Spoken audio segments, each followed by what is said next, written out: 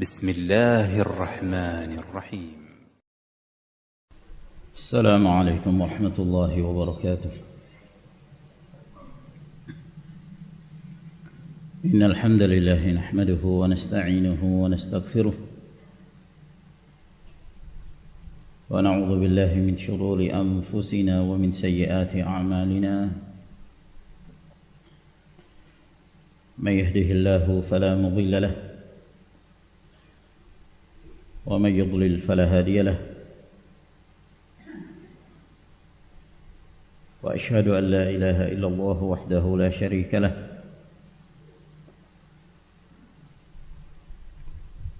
وأشهد أن محمدا عبده ورسوله.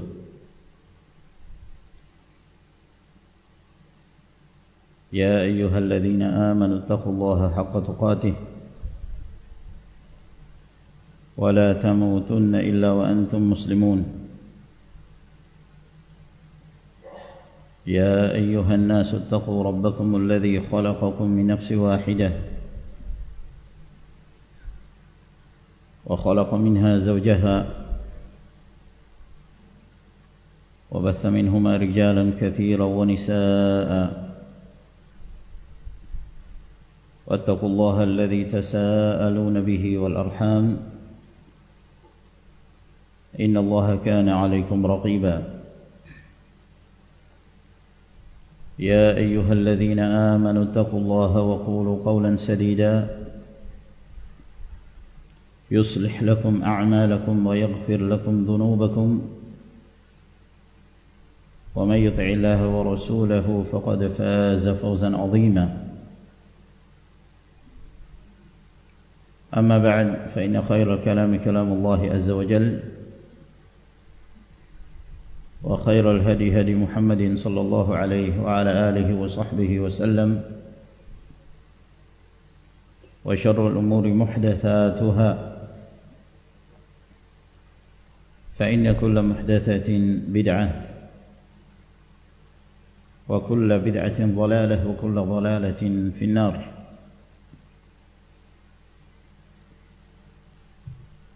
أيها الإخوة في الله،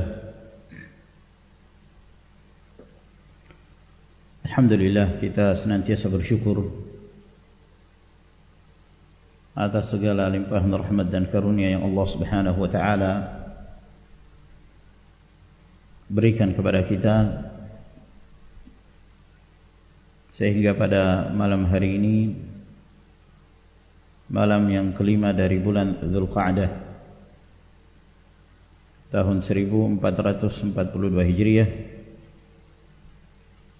yang bertepatan dengan tanggal 14 Juni tahun 2021, dan kita berada di bulan dari bulan-bulan Al-Hurum, bulan-bulan yang memiliki kesucian, termasuk di antara al-ashhur al-hurum.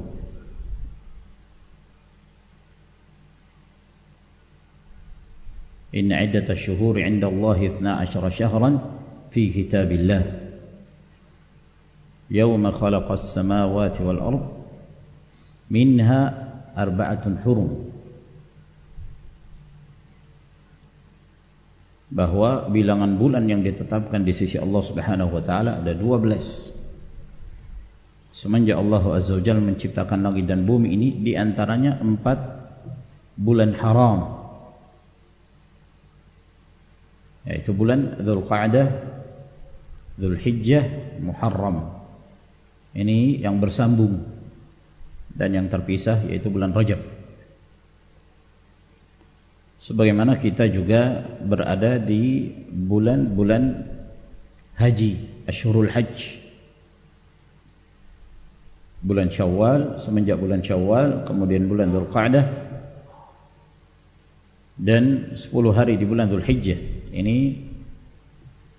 yang disebutkan oleh Allah Azza wa Jalla, Al-Hajju Ashhurun Ma'lumat, bahwa menunaikan ibadah haji itu ada bulan-bulan yang telah ditentukan. Dan kembali kita melanjutkan kajian kita dari pembahasan kitab Sahihul Imam Al-Bukhari, masih dalam kitabus shalah, dalam bab-bab yang berkaitan dengan ahkamu al-masajid.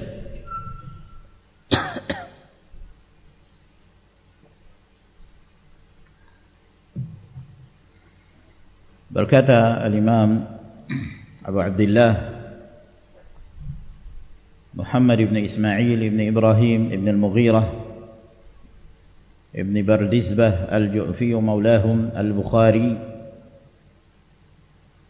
Amirul Mu'minin fil Hadith rahmatullahi ta'ala alaih, bab demikian yang disebutkan oleh Imam Bukhari. Beliau hanya menyebutkan bab ini tanpa judul bab, kemudian beliau langsung menyebutkan hadis. Jadi yang nampak di sini tidak ada judulnya. Namun ini masih berkaitan dengan hukum-hukum seputar masjid dan keutamaan masjid, keutamaan seorang yang berangkat ke masjid atau yang kembali dari masjid. Lalu berkata Imam Al-Bukhari rahimahullahu taala, haddatsana Muhammad ibn al-Muthanna, telah memberitakan kepada kami Muhammad ibn al-Muthanna ibn Ubaid Abu Musa al-Basri al-Anzi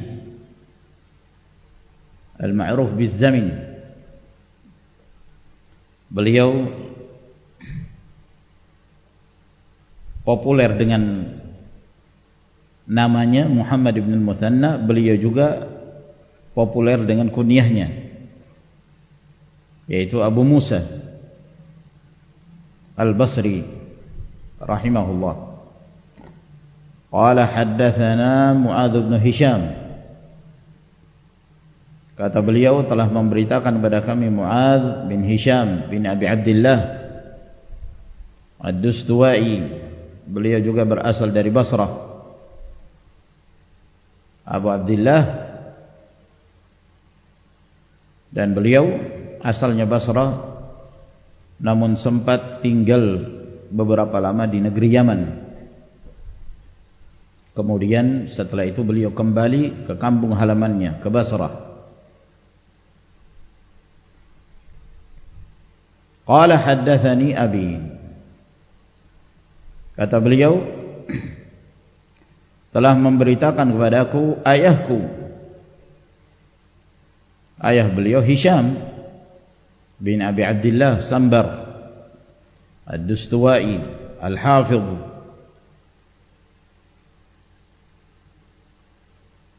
an Qatadah qala, dari Qatadah beliau berkata, Qatadah bin Di'amah ibn Qatadah bin Aziz As-Sadusi Abul Khattab,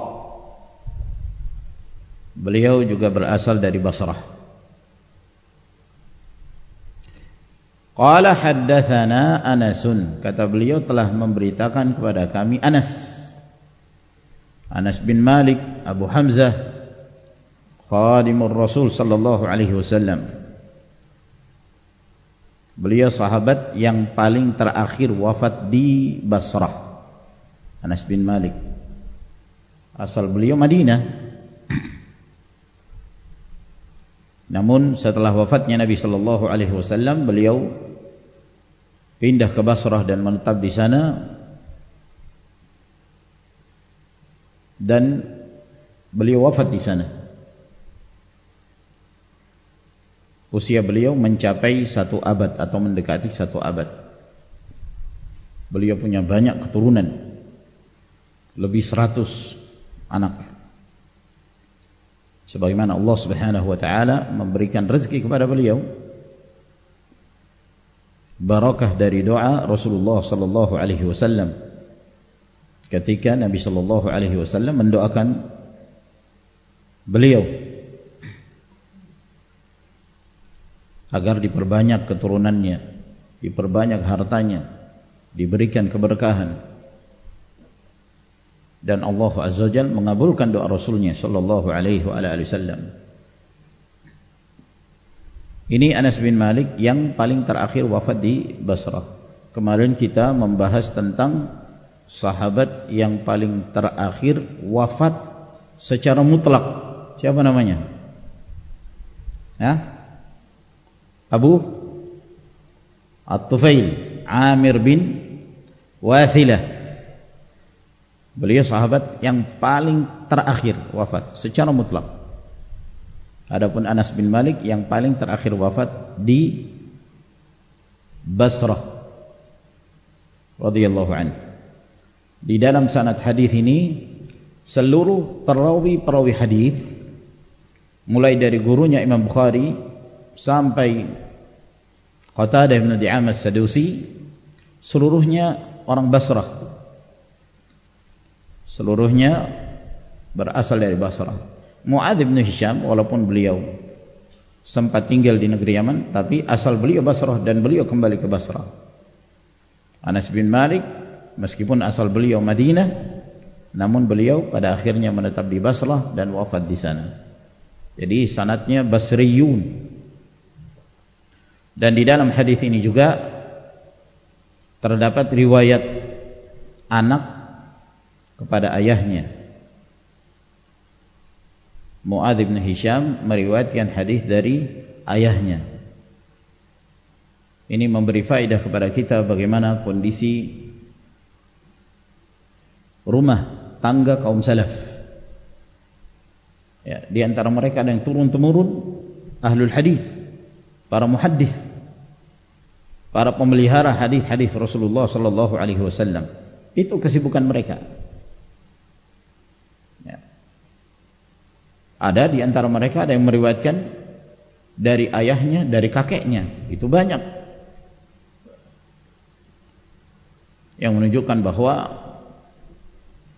di antara mereka ada yang benar-benar memelihara keturunannya, memelihara keluarganya untuk senantiasa bersama dengan ilmu.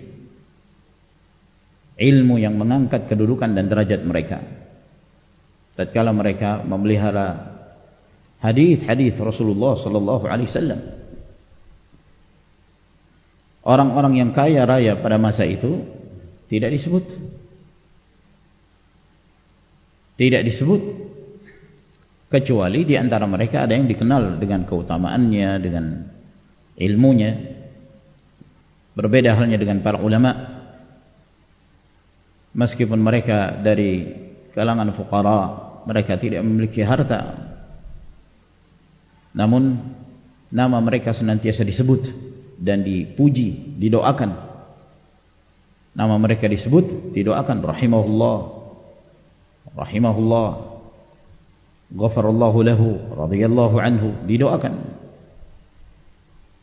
Dengan ilmu yang mereka bawa, yang merupakan warisan dari Rasulullah sallallahu alaihi wasallam.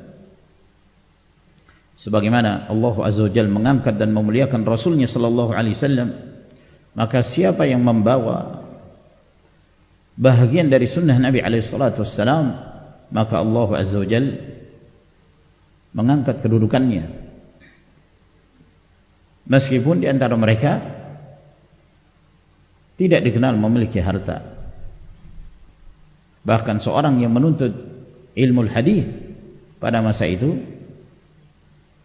benar-benar mereka menyiapkan diri untuk mengeluarkan dan menginfakkan sekian banyak hartanya fi sabili talabil hadis dengan tujuan menuntut ilmu hadis. Para ulama salaf mengatakan man talabal hadis aflas. Siapa yang menuntut ilmu hadis bangkrut. Ya. Karena dia akan mengeluarkan hartanya. Dia bukan berbisnis dengan hadis Nabi sallallahu alaihi wasallam. Al-Imam Imamul Jarh wa Ta'dil Syu'bah bin Al-Hajjaj la yamliku illa himara. Beliau tidak memiliki harta kecuali seekor keledai. Keledai inilah yang dia gunakan sebagai alat perjalanan, alat transportasi, berpindah dari satu negeri ke negeri yang lain. Syu'bah bin al-Hajjaj rahimahumullahu ajma'in.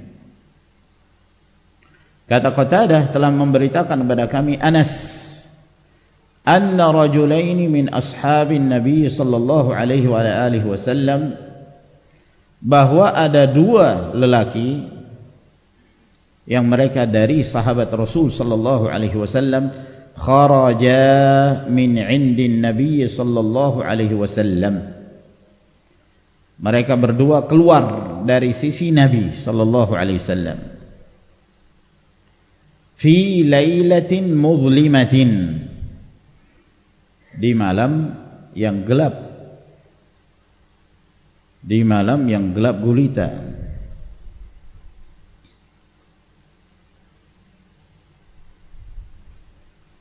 Siapa kedua sahabat Nabi sallallahu alaihi wasallam ini? Disebutkan dalam riwayat yang lain, dan Al-Imam Al-Bukhari rahimahullah menyebutkan riwayat itu secara ta'liq, bahwa kedua sahabat tersebut yang pertama bernama Usaid bin Hudhair, lalu disebutkan dan seseorang dari kalangan Ansar. Usaid bin Hudhair wa rajulan minal Ansar, seseorang dari kalangan Ansar.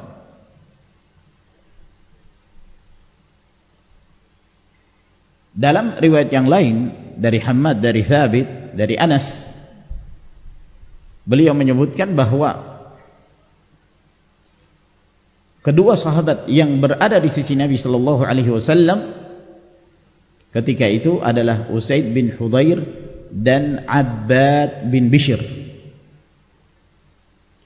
Usaid bin Hudhair dan Abbad bin Bishr. Kata Anas, kana Usaid bin Hudhair wa Abbad bin Bishr 'inda an-nabiy sallallahu alaihi wa ala alihi wasallam. Keduanya berada di sisi Nabi sallallahu alaihi wasallam di malam hari.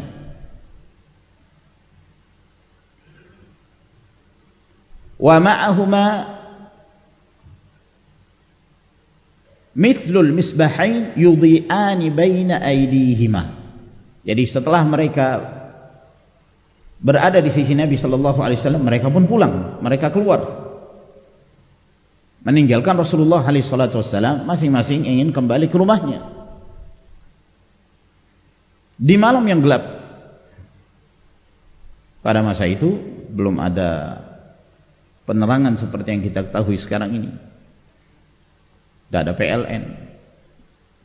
Penerangan yang ada pada masa itu ya lampu, pelita, atau mendapatkan penerangan langsung dari langit, bulan, di bulan-bulan purnama. Selain dari itu, apabila tidak ada penerangan, ya kondisinya gelap. Nah, ketika mereka keluar meninggalkan Rasulullah sallallahu alaihi wasallam di malam yang gelap, wa ma'ahuma mithlul misbahain, dan bersama mereka berdua itu seperti ada dua lampu. Dua lampu. Yudhi'ani baina aydihima, yang menerangi mereka berdua. Pada masa itu belum ada senter menggunakan baterai terus atau dicas gitu. Lalu kemudian seorang melakukan perjalanan untuk menerangi tempat di mana mereka berjalan. Namun ketika dua sahabat ini meninggalkan Rasulullah sallallahu alaihi wasallam, mereka berjalan dalam keadaan ada dua penerang di hadapan mereka berdua. Subhanallah. Yudhi'an, yang menyinari di hadapan mereka, baina aydihima.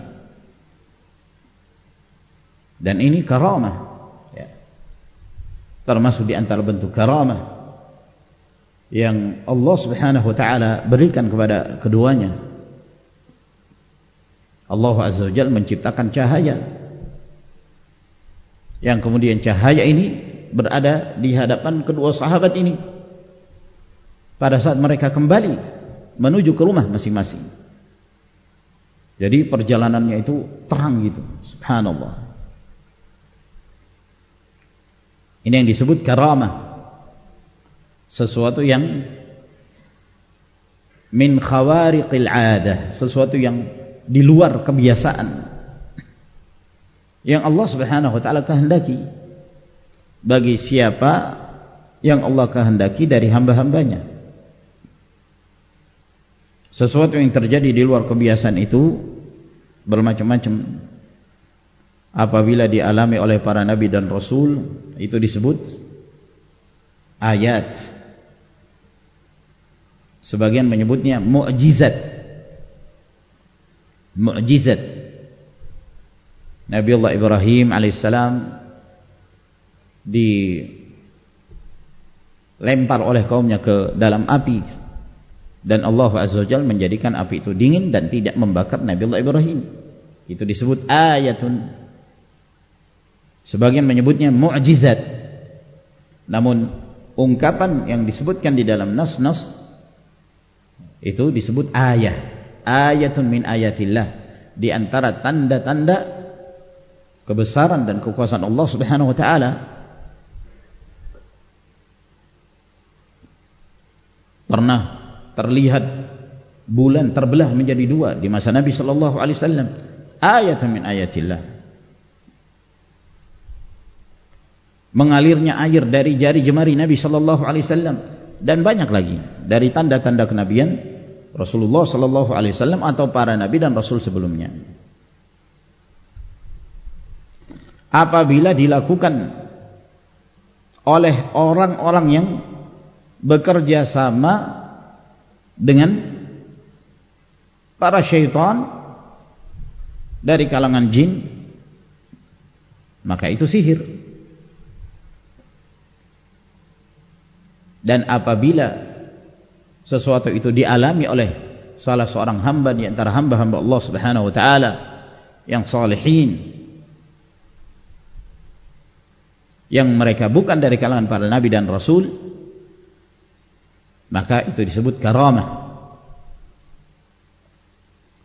Nah, ini dialami oleh kedua sahabat ini.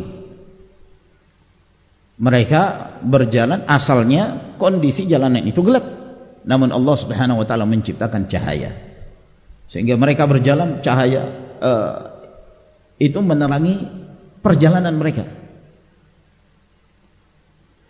Falamma iftaraqa, tatkala keduanya berpisah, yang ini menuju ke rumahnya, yang satunya menuju ke rumahnya, berarti mereka berpisah. Sara ma'a kulli wahidin minhuma wahidun, maka jadilah cahaya itu yang tadinya mereka berdua yang memanfaatkan cahaya tersebut, tatkala mereka berpisah, maka masing-masing dari cahaya itu mengikuti sahabat itu. Yang ini pulang ke rumahnya, dia memiliki cahaya. Yang ini pulang ke rumahnya, dia juga memiliki cahaya di hadapannya.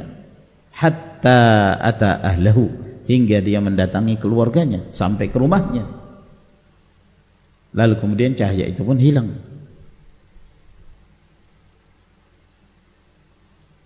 Ini hadis yang disebutkan oleh Imam Al-Bukhari rahimahullah ta'ala. Apa kaitannya hadis ini dengan permasalahan masjid?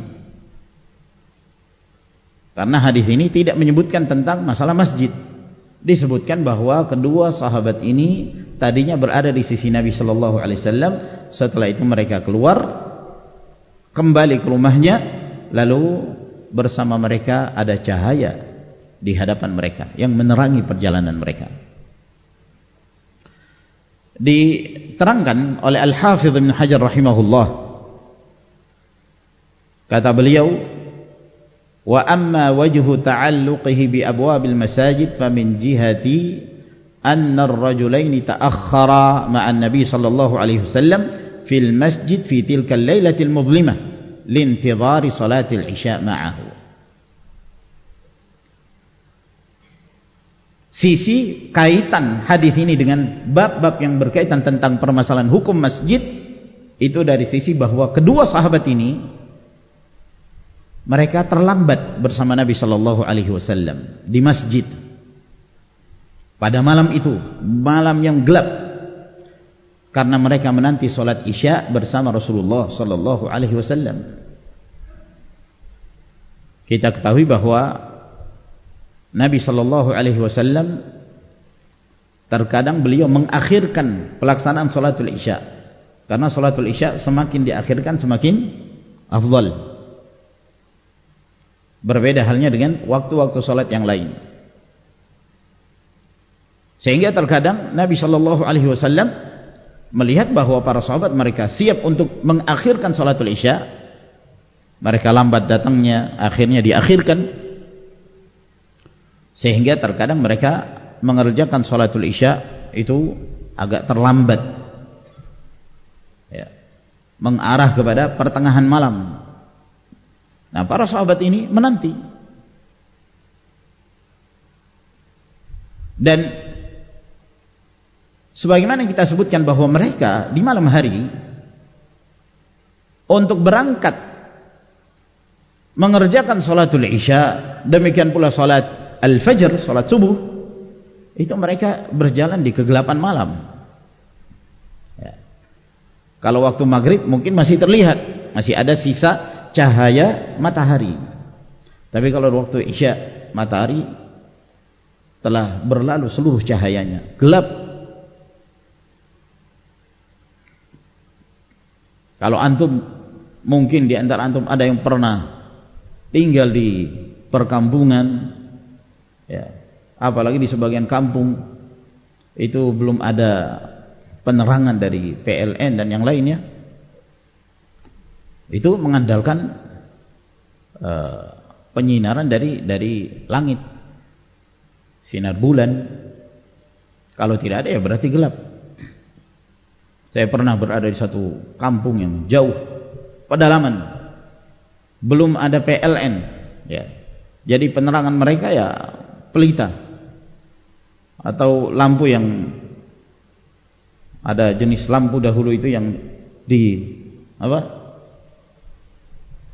strongking, ya, lampu strongking itu di. Nah, mungkin sebagian pelayan para nelayan sebagian mungkin masih menggunakan itu. Nah, itu dahulu orang-orang hidup di perkampungan seperti itu keadaannya. Terkadang kita keluar di malam hari itu, yang kita lihat cahaya bintang di atas. Jadi, ma'asyiral ikhwah rahimakumullah, seperti itu kondisi di masa Nabi sallallahu alaihi wasallam. Ya. Apalagi kalau mereka kembali dari salatul Isya, sementara salat Isya dikerjakan di malam yang semakin mendekati pertengahan malam, gelap gulita. Namun mereka sabar. Mereka sabar, mereka menanti salat Isya bersama Nabi sallallahu alaihi wasallam. Mungkin setelah salatul Isya terjadi obrolan, perbincangan dengan Rasulullah sallallahu alaihi wasallam, mendapatkan faedah ilmu. Setelah itu mereka kembali. Sehingga hakikat kandungan yang terdapat di dalam hadis ini, yang kemudian Al-Imam Al-Bukhari memasukkan hadis ini dalam bab yang berkaitan dengan permasalahan masjid, yaitu keutamaan seorang yang melakukan perjalanan menuju masjid di kegelapan malam, baik berangkatnya atau kembalinya, berangkatnya atau kembalinya. Dan ada sebuah hadis yang diriwayatkan oleh Abu Dawud dan yang lainnya, bahwa Rasulullah sallallahu alaihi wasallam bersabda dari hadis Buraidah, kata Nabi alaihi salatu wasallam, "Basyiril masyaina fi dhulm ila al-masajid bin nuri tammi yaumal qiyamah." Sampaikan berita gembira kepada hamba-hamba Allah yang senantiasa berjalan di kegelapan malam menuju ke masjid-masjid, bahwa mereka akan mendapatkan cahaya yang sempurna pada yaumul qiyamah.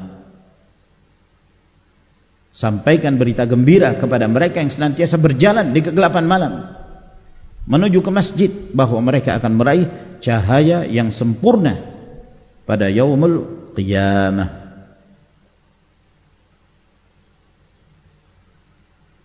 Dan Allah Azza wa Jalla dengan kemuliaan yang Allah Azza wa Jalla berikan kepada dua sahabat ini, seakan-akan ini merupakan isyarat, ya, kegembiraan yang Allah berikan dalam kehidupan akhirat itu jauh lebih sempurna. Cahaya yang Allah berikan kepada mereka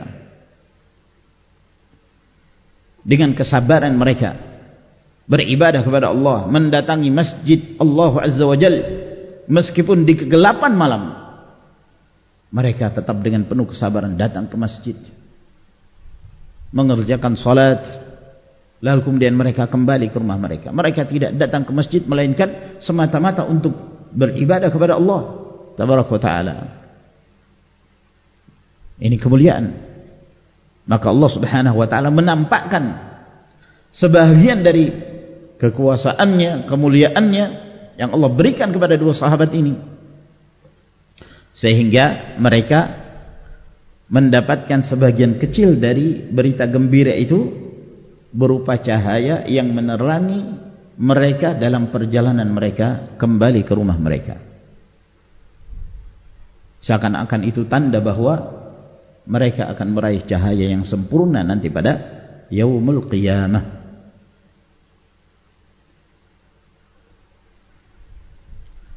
Maka dari hadis Nabi sallallahu alaihi wasallam ini, para ulama menjelaskan bahwa seorang yang senantiasa beribadah kepada Allah, yang senantiasa mendatangi masjid dengan penuh kesabarannya, meskipun dalam kondisi gelap gulita mereka tetap datang berjalan menuju ke masjid untuk beribadah, maka Allah Azza wa Jalla memberikan kepada mereka kemuliaan. Kemuliaan di dunia, demikian pula kemuliaan di akhirat. Di antara kemuliaan yang Allah Azza wa Jalla berikan terkhusus kepada dua sahabat ini, diperlihatkan kepada mereka sebahagian dari kekuasaannya. Sebagai bentuk kemuliaan yang Allah berikan kepada dua sahabat ini, sehingga mereka mendapatkan penerangan pada saat mereka berjalan. Kata para ulama, ini penerangan sifatnya hissiyah, betul-betul ada penerangan itu, betul-betul ada.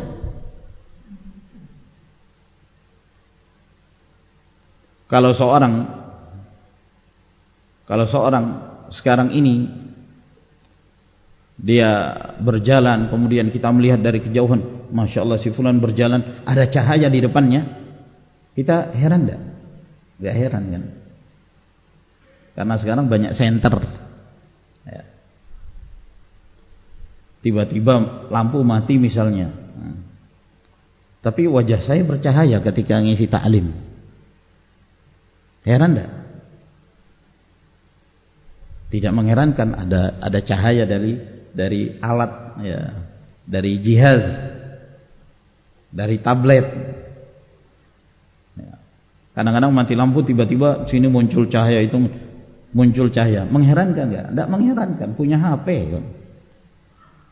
Ya. Tapi kalau di masa Nabi Sallallahu Alaihi Wasallam, ini suatu yang tentu menakjubkan, ya. Di luar kebiasaan, khawarikul 'adah. Nah, dan itu Allah Subhanahu wa taala perlihatkan kepada mereka sebagai tanda bahwa apa yang diraih oleh kaum mukminin pada yaumul qiyamah itu lebih sempurna, an-nurut tam, sebagaimana yang disebutkan oleh Nabi sallallahu alaihi wasallam di dalam hadis tadi. Namun mengapa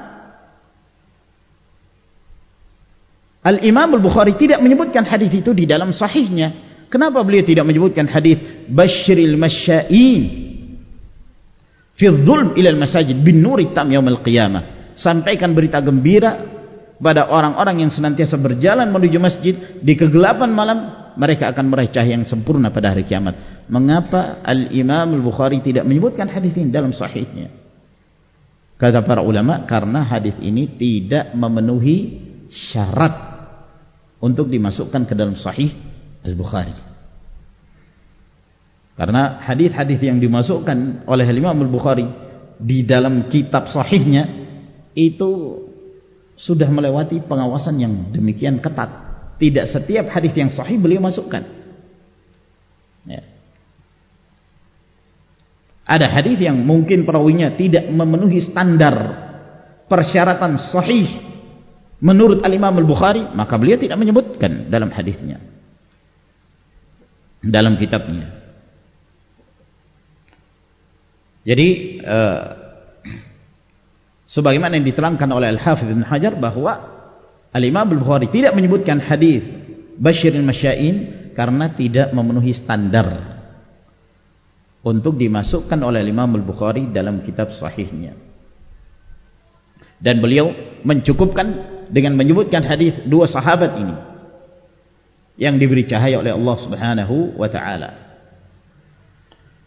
Dan mungkin pula dijadikan sebagai dalil yang diriwayatkan oleh Imam Al-Bukhari dan Muslim, hadis Abu Hurairah bahwa Rasulullah sallallahu alaihi wasallam beliau bersabda, "Laisa salatun athqal 'ala al-munafiqin min al-fajr wal 'isya, walau ya'lamuna ma fihima la'atauhuma walau habwa." Tidak ada salat yang paling berat dirasakan oleh orang-orang munafik dari salat Isya dan salat subuh. Kalau seandainya mereka mengetahui keutamaan yang terdapat pada kedua salat itu, niscaya mereka akan mendatanginya walaupun dalam keadaan merangkak.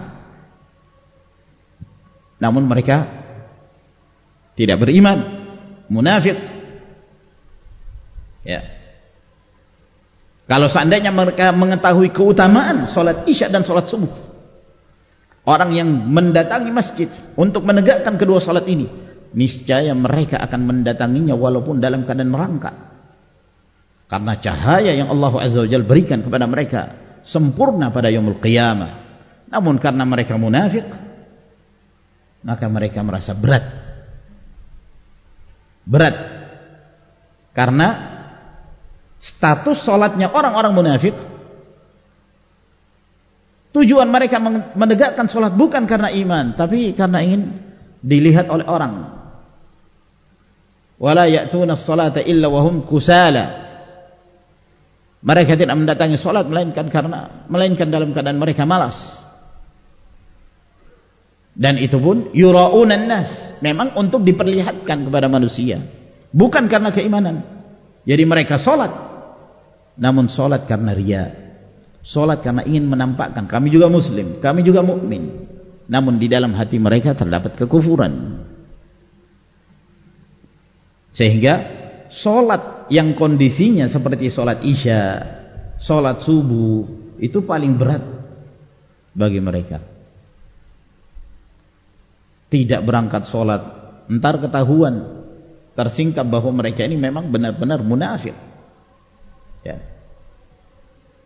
Kata Abdullah bin Mas'ud, kami mengetahui di masa kami tidaklah seorang itu meninggalkan sholatul jamaah di masjid melainkan seorang itu munafik ma'lumun nifaq, orang yang terang-terang kemunafikannya, terang-terangan, jelas kemunafikannya. Ada orang-orang yang munafik tapi masih tersembunyi, itu masih datang. Nah, kalau di malam hari atau di waktu subuh gelap, mau diperlihatkan kepada orang, nggak ada orang yang melihatnya karena gelap. Tidak datang, mereka juga takut akan tersingkap kondisi mereka. Jadilah sholat bagi orang-orang munafik yang paling berat adalah sholatul Isya dan sholat al-Fajr. Kalau seandainya mereka mengetahui keutamaannya, dan di antara keutamaan itu Allah Subhanahu wa taala akan memberikan kepada mereka cahaya yang sempurna pada yaumul qiyamah, niscaya mereka akan mendatanginya walaupun dalam keadaan merangkak. Ini keutamaan yang Allah Azza wa Jalla berikan kepada kaum mukminin. Cahaya mereka pada yaumul qiyamah sempurna. Allah Azza wa Jalla berfirman, nuruhum yas'a baina aydihim wa bi aymanihim yaquluna rabbana atmim lana nurana waghfir lana innaka ala kulli syai'in qadir. Cahaya mereka itu keluar dari hadapan mereka, dari sebelah kanan mereka. Mereka mengatakan, ya Allah, sempurnakanlah cahaya untuk kami dan ampunilah kami. Disempurnakan cahaya mereka pada yaumul qiyamah. Cahaya keluar dari tubuh mereka, dari wajah mereka, dari tangan mereka, dari kaki mereka, sehingga mereka dikenal sebagai umat Rasulullah sallallahu alaihi wasallam. Inna ummati yud'auna yaumal qiyamati ghurran muhajjalin min atharil wudu. Kata Nabi alaihi salatu wasallam, sesungguhnya umatku mereka akan dipanggil pada yaumul qiyamah dengan tanda ghurr al-muhajjalun. Cahaya yang keluar dari wajah mereka, dari tubuh mereka, tangan dan kaki mereka mengeluarkan cahaya. Dari mana cahaya itu? Dari bekas wudu. Dari bekas wudunya mereka. Ini dijadikan dalil oleh para ulama bahwa seorang yang tidak pernah sholat berarti tidak pernah wudu, dan seorang yang tidak pernah berwudu berarti dia tidak dikenal sebagai umat Rasulullah sallallahu alaihi wasallam pada yaumul qiyamah. Orang-orang munafik, walaupun di dunia mereka berwudu, walaupun di dunia mereka sholat, tapi bukan dibangun di atas keimanan, sehingga pada yaumul qiyamah mereka tidak mendapatkan cahaya sama sekali. Ya. Pada saat mereka akan melakukan perjalanan di atas sirat, mereka gelap, merasakan kegelapan, sementara kaum mukminin keluar cahaya. Nah, karena tidak mengeluarkan cahaya dari tubuh mereka, mereka pun ingin numpang dapat cahaya dari orang-orang mukmin. Yauma yaqulul munafiquna wal munafiqatu lil ladzina amanu nzuruna naqtabis min nurikum qila irji'u wara'akum faltamisu nura. Ketika orang-orang munafik dari kaum lelaki dan wanita, mereka mengatakan kepada kaum mukminin, tunggu kami ingin mengambil manfaat dari cahaya kalian, karena mereka tidak mengeluarkan cahaya. Kami ingin mengambil manfaat dari cahaya kalian. Maka dikatakan, disampaikan pada mereka, kembali kalian, mundur kalian, jangan menyatu dengan kaum mukminin, cari cahaya kalian sendiri. Faduriba bainahum bisurin lahu babun batinu fihi ar-rahmah wa zahiruhu min qibalihi al-'adzab. Maka dibuatlah pemisah antara kaum mukminin dengan orang-orang munafik. Ada pintu yang mengarah kepada kaum mukminin, yang di situ terdapat rahmat, adapun yang mengarah kepada orang-orang munafik, di situ terdapat azab. Maka seorang yang ikhlas dan mengharapkan ridha Allah Subhanahu wa taala dengan penuh kesabaran datang ke masjid, beribadah kepada Allah Subhanahu wa taala, maka Allah Azza wa Jalla menjanjikan untuk mereka cahaya yang sempurna pada yaumul qiyamah, sehingga mereka dikenal sebagai umat Rasul sallallahu alaihi wasallam. Di sana ada cahaya yang lain yang juga disebutkan oleh para ulama. Bagi seorang mukmin, mereka akan meraih cahaya di dunia sebelum cahaya di akhirat. Diterangkan oleh Syekh Ibnu Utsaimin rahimahullah ketika menerangkan hadis ini, kata beliau, di sana ada cahaya yang lain. Cahaya secara makna. Cahaya yang mana itu? Yaqdhifuhu Allah Ta'ala fi qalbil mu'min karamatan lahu. Yang Allah Subhanahu wa Ta'ala masukkan ke dalam hati seorang mukmin sebagai bentuk kemuliaan yang Allah berikan kepadanya. tajidu ba'dal ulama yaftahu Allah alaihi minal ulumil azimah al-wasi'ah fi kulli fannin wa yarzuquhu al-fahm wal hifdh wal mujadalah. Engkau mendapati sebagian para ulama Allah Subhanahu wa taala membukakan untuknya berbagai macam ilmu yang mulia, ilmu yang luas, ilmu yang agung. Pada setiap cabang ilmu Allah Subhanahu wa taala memberikan kepadanya pemahaman, hafalan dan kemampuan dalam berdialog. Lalu beliau menyebutkan di antaranya adalah Syekhul Islam Ahmad bin Abdul Halim Ibn Abdul Salam Ibn Taimiyah rahimahullah taala. Ini cahaya yang lain, cahaya yang bersifat ma'nawi. Ketika Allah Subhanahu wa taala memberi taufik kepada seorang hamba untuk memahami agama ini, dia semangat dalam menuntut ilmu, dia semangat untuk senantiasa mengambil faidah-faidah yang datang dari kitabullah, dari sunnah Nabi sallallahu alaihi wasallam, dia mengamalkannya. Maka Allah azza wajalla memberikan cahaya ke dalam hatinya yang dengannya dia mampu membedakan antara yang hak dan yang batil. Cahaya tersebut akan menyinari kehidupannya sehingga dia berjalan di atas bimbingan dan taufik dari Allah Subhanahu wa taala. May yuridillahu bihi khairan yufaqihu fid din. Ini cahaya yang lain, cahaya ma'nawi. Semoga Allah Subhanahu wa taala menjadikan kita termasuk di antara hamba-hamba Allah yang meraih cahaya tersebut. Cahaya di dunia dengan ilmu, al-faham, pemahaman, taufik, sehingga kita senantiasa berjalan di atas bimbingan Allah, di atas sunnah Rasul sallallahu alaihi wasallam, yang dengannya kita akan meraih cahaya yang sempurna nanti pada yaumul qiyamah.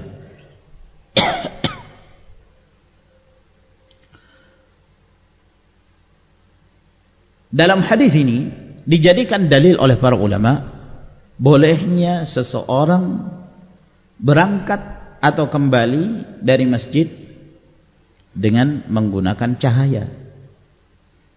Pakai senter boleh.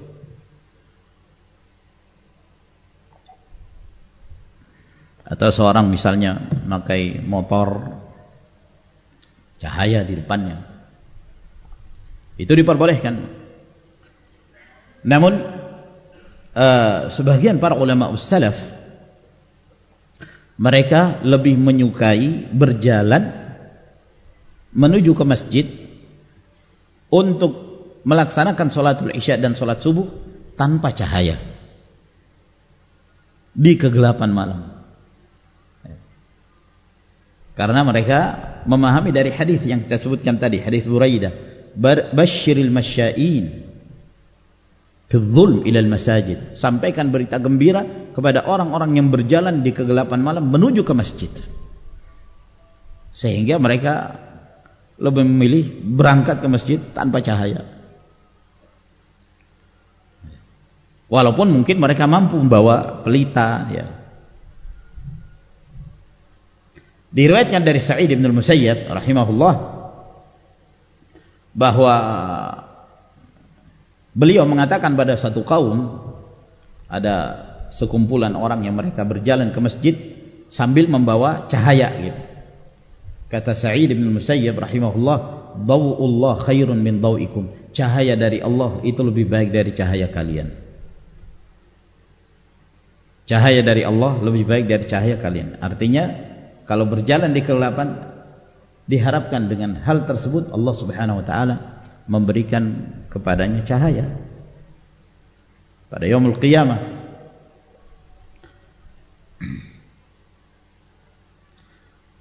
Ketika Umar bin Abdul Aziz khalifah radhiyallahu anhu mengangkat Abu Bakar bin Hazm menjadi gubernur di Madinah,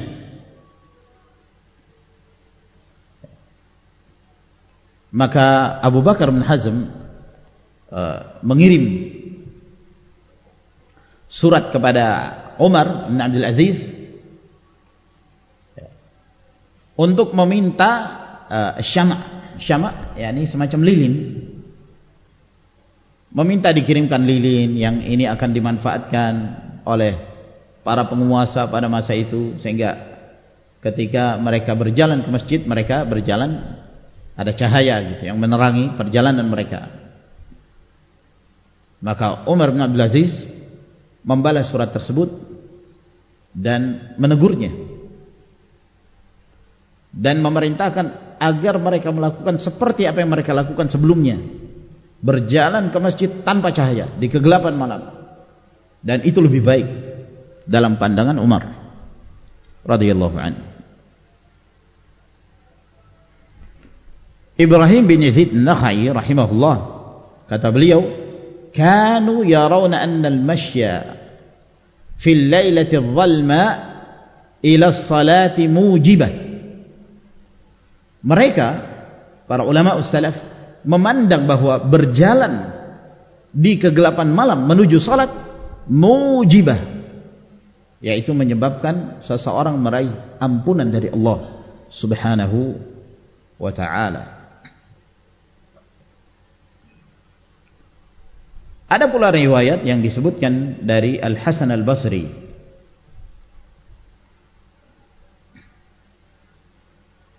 dari Al-Hasan Al-Basri, di mana beliau mengatakan bahwa ahli tauhid, orang yang bertauhid di dalam neraka, mereka tidak dibelenggu. yakni seorang ahli tauhid yang mungkin dia pernah melakukan dosa, pernah bermaksiat, melakukan dosa besar di dunia, tapi masih ada tauhid dalam diri mereka. Mereka disiksa tapi mereka tidak dibelenggu, tidak diikat. Maka para penjaga neraka mengatakan, sebagian mereka bertanya kepada sebagian yang lain, ma balu haula la yuqayyadun, kenapa mereka ini tidak dibelenggu sementara yang lain dibelenggu? Maka ada seruan yang menyampaikan kepada mereka, inna haula'i kanu yamshuna fi dhulmil lail ila al-masajid, sesungguhnya mereka ini dahulu ketika berjalan menuju masjid di kegelapan malam. Namun ini riwayat dari Al-Hasan Al-Basri dan tidak bersambung sampai kepada Nabi sallallahu alaihi wasallam. Ya, riwayat yang seperti ini membutuhkan dalil yang sahih. Al-Hasan Al-Basri seorang tabi'i, sehingga yang zahir bahwa riwayat ini tidak sahih. Periwayatannya sampai kepada Rasulullah sallallahu alaihi wasallam. Dan Al-Hafidz Ibnu Rajab juga ketika beliau menerangkan hadis ini, mungkin saja ada di antara kaum muslimin yang mengalaminya. Karena karamah yang seperti ini adalah sesuatu yang Allah Azza wa Jalla berikan kepada siapa yang Allah kehendaki dari hamba-hambanya, bukan sesuatu yang diperoleh secara iktisab. Kalau seorang misalnya, ya, kalau dia berpuasa 2 bulan berturut-turut, dia sholatul lail begini dan begitu, dia akan dapat cahaya selama 3 hari misalnya. Enggak. Jadi ini sesuatu yang Allah berikan kepada siapa yang Allah kehendaki. Bukan berarti 2 sahabat ini lebih afdal dari Abu Bakar As-Siddiq radhiyallahu anhu, yang tidak diriwayatkan dari beliau ketika berangkat ke masjid atau pulang dari masjid ada cahaya yang mengikuti beliau. Tidak. Abu Bakar As-Siddiq afdalul ummah, sebaik umat ini setelah Nabi sallallahu alaihi wasallam. Namun itu adalah sesuatu yang Allah berikan pada siapa yang Allah kehendaki. Oleh karena itu Al-Hafidz Ibnu Rajab memberi tanbih bahwa jangan sampai kemudian seseorang terjerat oleh godaan syaitan. Ketika dia berjalan misalnya, berangkat ke masjid atau pulang dari masjid, tiba-tiba ada cahaya yang menyertainya. Wah, dia menyangka, anak kayak sahabat ini dapat karamah ini. Boleh jadi itu dari syaitan, yang syaitan itu bertujuan agar orang ini maghrur, dia tertipu dengan kondisinya. Ya. Karena terkadang seorang dia merasa ujub dengan ibadah yang dia lakukan. Wah, saya bisa melakukan ini, orang lain tidak ada yang bisa. Saya bisa melakukan ini, yang lain tidak bisa. Ya. Lalu diberikan sesuatu, dia menyangka itu karamah, tapi hakikatnya dari syaitan.